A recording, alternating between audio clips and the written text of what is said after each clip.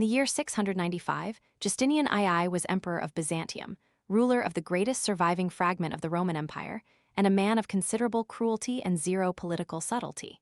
His enemies cut off his nose and threw him into exile, which was standard Byzantine practice for preventing a deposed ruler from reclaiming the throne. In Byzantium, a disfigured man could not be emperor. What was not standard practice was what Justinian did next. He had a prosthetic nose made of gold and spent the next decade building an army to take his empire back. Justinian II, called Rhinatmetos, meaning the slit-nosed, was exiled to Crimea, then a Byzantine borderland. The political theory behind nose removal was simple. Rulership required a complete body. A mutilated man was disqualified from the throne, and the whole bloody episode could be declared settled. But the theory assumed the mutilated man would accept the verdict. In Crimea, Justinian made allies. He married a Khazar princess named Theodora, the daughter of a Khagan, and used his new family connections to survive and scheme. When Crimean authorities, pressured by Constantinople, attempted to arrest or kill him, he escaped. He found his way to Bulgaria, whose Khan Tervel saw an opportunity in the exiled emperor. In 705 CE, Tervel lent him an army of Bulgar and Slavic warriors, and Justinian marched on Constantinople.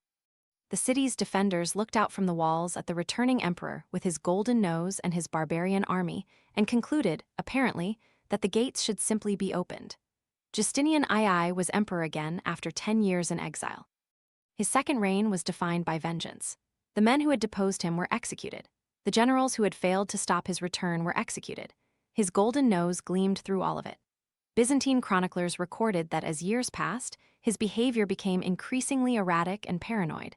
Some historians have speculated that gold flakes from the prosthetic may have caused low-level metal poisoning, though this is impossible to confirm. In 711, barely 6 years into his restoration, another conspiracy succeeded where the first had only partially failed. His enemies this time were more thorough. Justinian II was captured and beheaded, along with his young son and heir Tiberius. The head was sent to Rome and Ravenna as proof.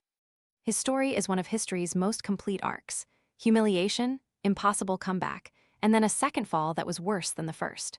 The golden nose is the detail that makes it memorable, a man so unwilling to accept the terms of his defeat that he literally replaced what had been taken from him and walked back into the arena. The tragedy is that surviving exile and reclaiming an empire turned out to be the easy part.